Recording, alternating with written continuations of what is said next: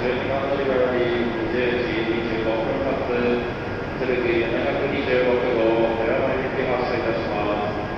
ご利用のお客様はお下のドアからご乗車ください。